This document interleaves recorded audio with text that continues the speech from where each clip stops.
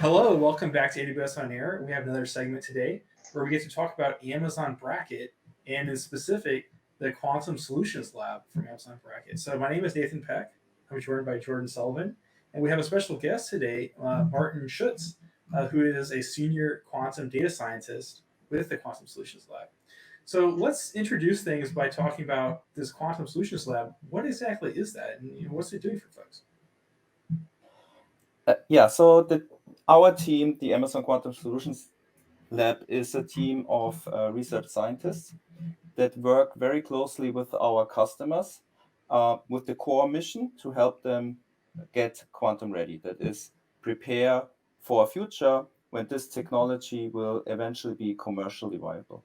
So our core tenet is, on the one hand, help our customers understand the ramifications of this technology, prepare for the quantum future, but also on the other hand, potentially use nature-inspired algorithms that use a lot of the quantum modeling, but also potentially already provide business value today. That's fascinating. So my understanding is quantum technology is still in its infancy. We are still developing a lot of use cases. What are some of those use cases where I might look at a problem and say, I don't necessarily want to solve this entirely with traditional computer science problems. I want to bring in some quantum algorithms or some quantum solutions for this problem. What are some of the use cases that I might consider that? Right. So typically these are computationally hard problems. And from a use case perspective, on a high level, we typically see three major buckets. One of them is chemistry and material science. This is relatively easy to understand, at least on a high level, because many of these problems are inherently quantum mechanical problems. So, take, for example, drug discovery, you want to figure out the optimal electronic configuration for a large molecule. Well, at the core of this problem, you have to solve Schrödinger's equation. That is an inherently quantum mechanical problem, and there's arguably no better machine suited to solve such a problem than a quantum machine. Another big bucket that we see with our customers is machine learning. There is theoretical work that shows that you can potentially speed up machine learning algorithms with quantum technology, and we see a lot of really fascinating cross-fertilization between machine learning and quantum computing. And the last bucket, last but not least, and arguably the largest one, concerns optimization problems, specifically combinatorial optimization problems.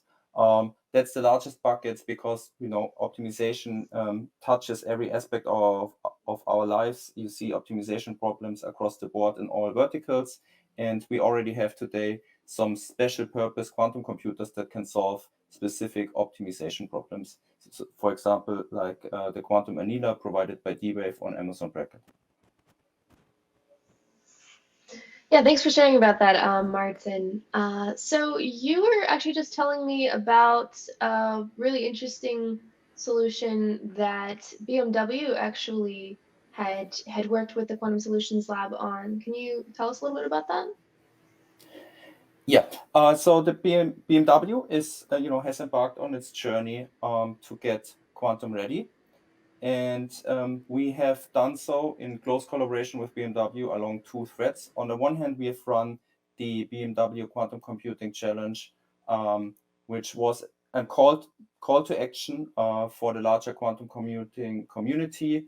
So we gave them a platform in the form of Amazon Bracket, and BMW gave the industry relevant use cases. And we got a lot of traction. I think in total more than 70 submissions, high quality submissions for some industry relevant use cases. What were some of those industry relevant use cases?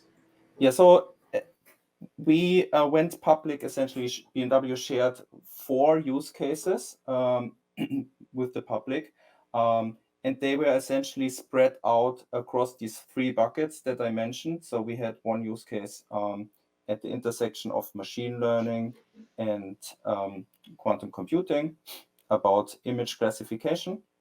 We had We had one use case on material deformation, the idea being that potentially a quantum computer can help in simulating these materials, therefore reduce some of the costly R&D time around material science. And we had two use cases in this optimization bucket, one on sensor positioning. How do you best position sensors along your car with maximum coverage? And another one on pre-production vehicle configuration, the idea being before any car goes into production, you have to run a certain number of tests, and you would like ideally to use as little cars as possible to run all these tests. Yeah, that's all really exciting. I think for me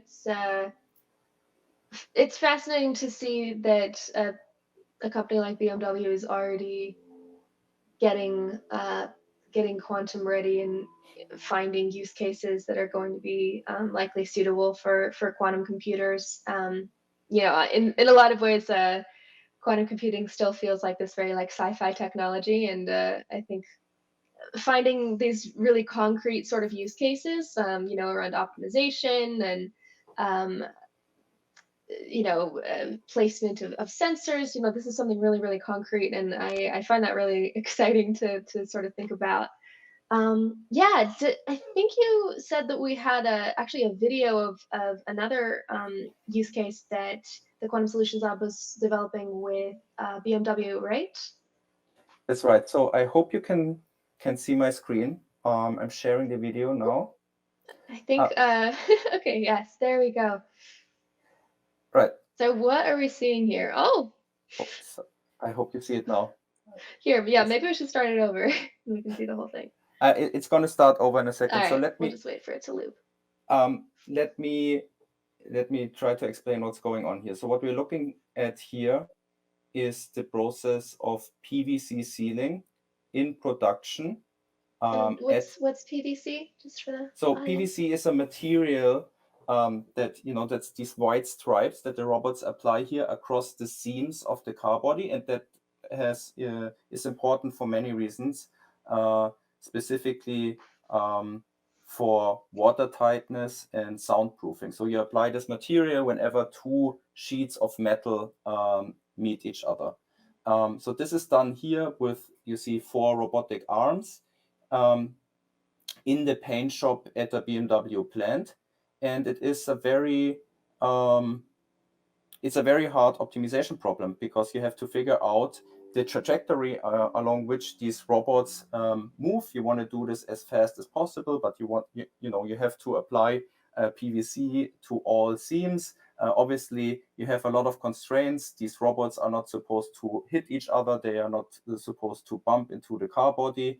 You have many degrees of freedom that you can choose from, that you have to optimize over different angles, different nozzles the robot can choose. The robot can actually move along a linear axis. So a very hard optimization problem, but that we collaborated on together with BMW and actually solved, both using quantum technology and also some of these nature-inspired algorithms.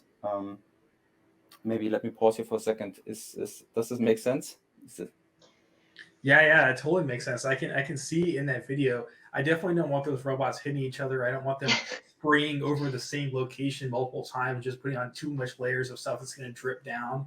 And figuring that out would probably take a long time to create an algorithm or try to. I don't even know how I would begin to write code to solve that problem, right? So maybe you can tell us a little more about how does quantum tie into that, and how do we solve that problem using quantum technology? Right. So first and foremost, our job at the Quantum Solutions Lab is to really dive deep into the problem and figure out the best mathematical representation for this problem. And so the optimization problem that we face here essentially involves 2 major tasks. One of them is around scheduling. You have to allocate typically a large number of seams to a given number of robots, 3 or 4 robots per car body, and then it's a sequencing problem akin to the famous traveling salesman problem. the question is, what's the best order in which you want to traverse and seal all of these seams? And cognizant of the fact that with today's quantum hardware, we will only be able to solve this problem at the POC level for small problems, we sort of took a step back and took an algorithm actually used at Amazon Middle Mile technology, invented by Mauricio Resende, a senior principal research scientist at Amazon, who has developed a nature-inspired algorithm. Its acronym is BRKGA. GA stands for genetic algorithm. So at a high level, it's an implementation of Darwin's principle, survival of the fittest, and it is known to work very well specifically for sequencing problems. And that's that's what we are facing here. And sort of taking this very integrated view, we essentially delivered two complementary solutions.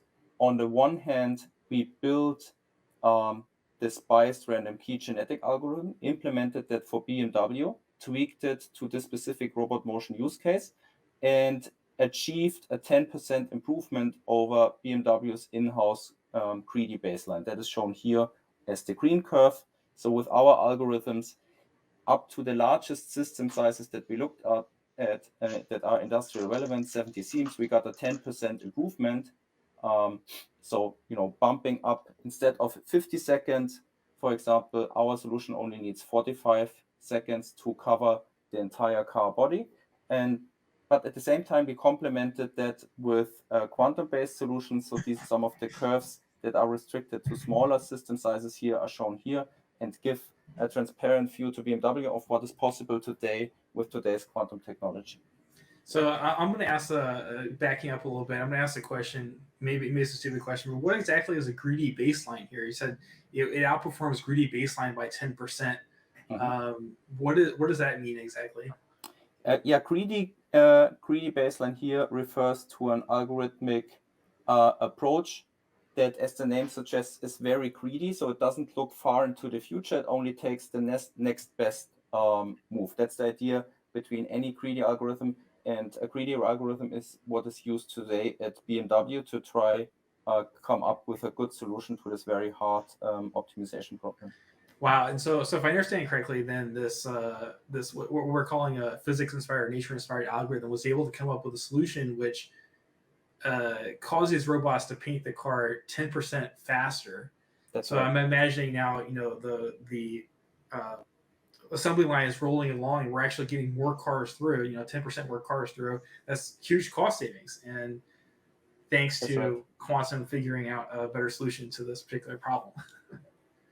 That's right. It's been fascinating. It's been a lot of fun working with BMW, but also working, with Mauricio, taking ideas from a very different field, in this case, middle mile technology, tweaking it and adapting it here to this robot motion use case. This is a very important use case for BMW. Yeah, so I'm quite interested in this sort of adapting the algorithm from middle mile optimization. So if I'm understanding this right, it's something like I guess I am having trouble seeing how this sort of sequencing and middle mile, how those two things are kind of related. Could you talk a little bit more about that? Yeah, on a high level, right? Many logistic problems are in some form or another variants of the traveling salesman problem. We have that at Amazon. Obviously, we have a lot of traveling salesman type problems. The robot motion problem is a very complex version of the traveling salesman problem.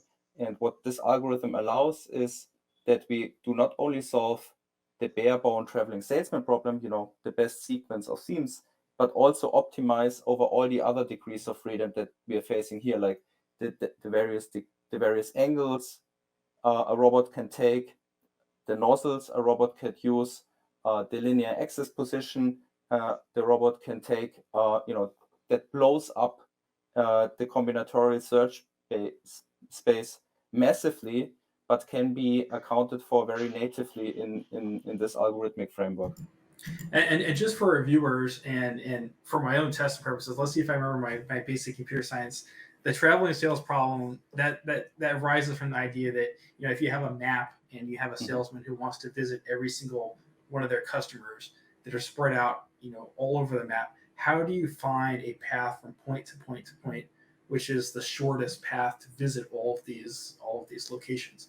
And it's such a classic problem because it saves gas, it saves time, it brings about so much savings, but it's extremely hard to solve with traditional computer science, because if you think about it, if you have just 100 items on that list of places to visit for that traveling salesman, the number of combinations of those 100 items is tremendous, and trying to find realistically a short path, your computer could be sitting there churning through all the combinations for literally years, maybe even decades or hundreds of years if your computer's not fast enough. So that's the reason why, if I understand correctly, quantum computing is able to solve this problem better, is because we don't have to have one computer that's sitting there churning through everything, forever, basically trying to find a solution to this problem.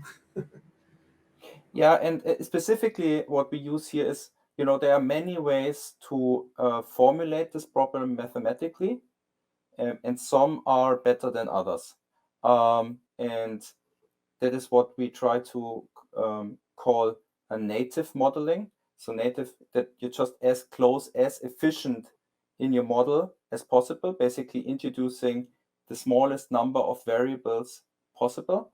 And it turns out that with this genetic approach, we can come up with a very efficient approach to this problem. So I actually had one more question about the plot you were just showing. Let's see if we can bring that back up.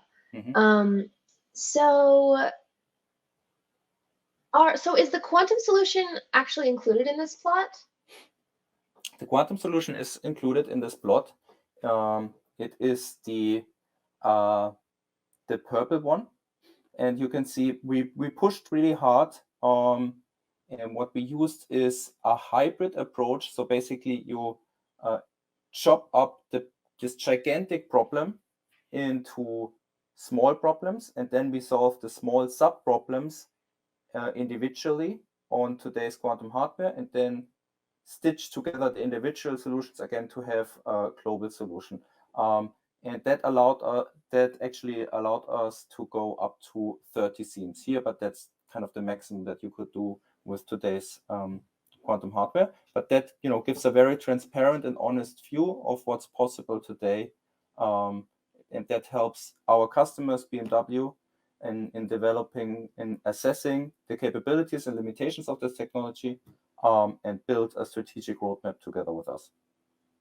Yeah, that's awesome. I think it's really fascinating to see plots like this where you can actually benchmark current quantum hardware against state-of-the-art classical solutions, because it's something that can seem really nebulous, and quite often people don't really know what the current state of the art is for quantum technology. And the fact that you can just do this with Amazon Braket is really great for transparency.